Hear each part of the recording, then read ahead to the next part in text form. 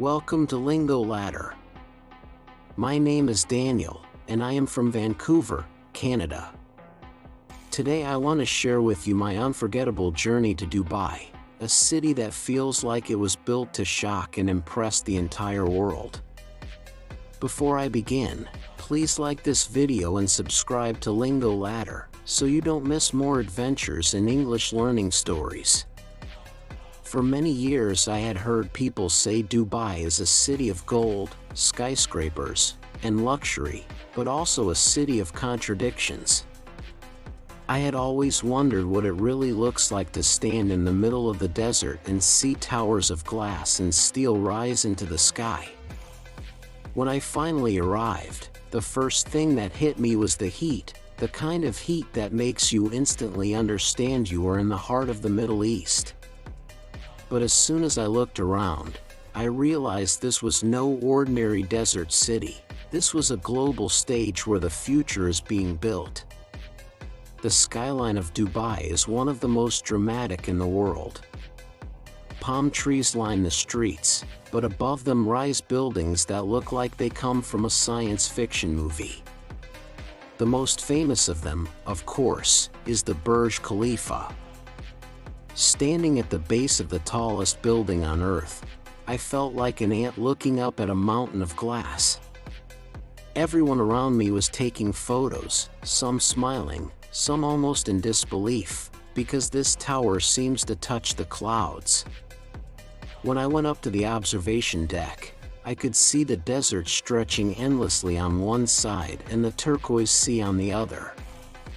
It felt surreal, as if humans had forced nature itself to accept their vision.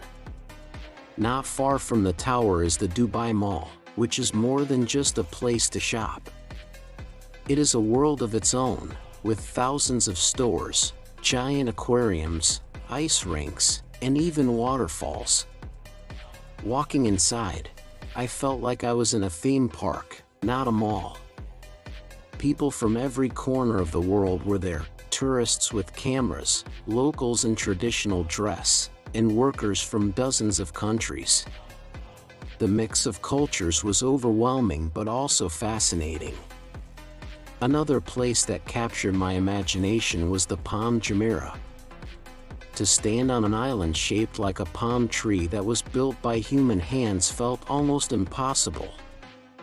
From the sky, it looks like a symbol of ambition, but on the ground, it is full of hotels, villas, and luxury cars.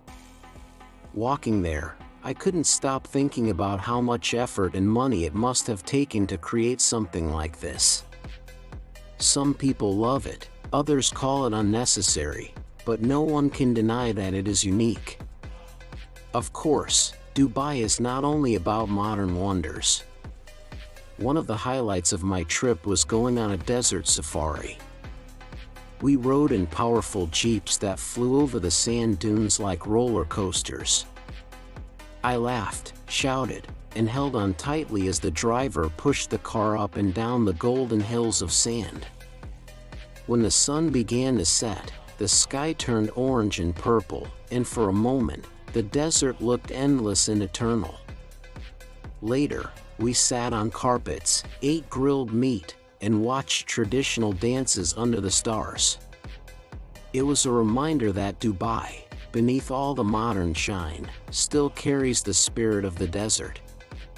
But what impressed me most was the culture of the people. Dubai is home to Emiratis who protect their traditions, but it is also filled with millions of expatriates. Walking through the streets, I could hear Arabic, English, Hindi, Tagalog, Russian, and many more languages. It felt like the entire world had decided to live in one city. The locals wear their traditional clothes proudly, and at the same time, skyscrapers glow with neon lights and host global businesses. The balance of tradition and modernity is delicate, sometimes controversial, but always fascinating. Food in Dubai tells the same story. On one corner, I bought a shawarma wrapped in warm bread, juicy and full of flavor.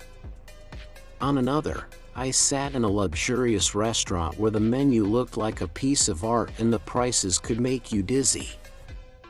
I tried hummus so smooth it melted in my mouth, falafel that was perfectly crispy, and sweets filled with honey and pistachios. But I also saw restaurants offering sushi, pizza, and food from every culture imaginable. Dubai is a place where you can eat like a king for a few dollars or like a billionaire for hundreds. Comparing Dubai to my home in Vancouver made me realize how different two cities can be. In Vancouver, nature is the star, the mountains, the forests, and the rain that falls almost every day. In Dubai, humans are the stars, reshaping the desert into something completely new. In Vancouver, life feels calm and balanced with the environment. In Dubai, life feels like a race to prove that nothing is impossible if you have vision and resources. Walking through the old souks of Dubai gave me yet another perspective.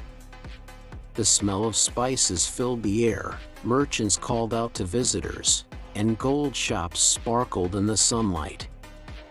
It felt like stepping back in time, into a world that had existed long before the skyscrapers. But even here, tourists with smartphones took photos, mixing the past and the present in one frame. At night, Dubai becomes a city of lights. The towers shine like jewels, and the streets glow with energy. Driving through Dubai Marina, I saw yachts bigger than houses and people living lifestyles that seemed like fantasies. It made me question what success really means. Is it luxury and records, or is it tradition and community? Dubai doesn't give easy answers, but it forces you to think.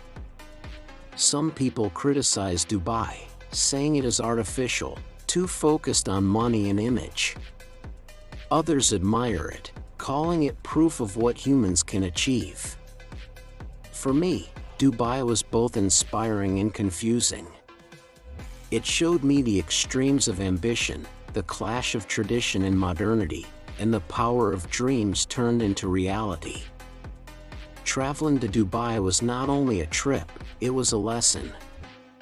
I learned new English words by talking to taxi drivers from Pakistan, waiters from the Philippines, and shopkeepers from India. I practiced my listening skills when I heard different accents mixing in the same conversation.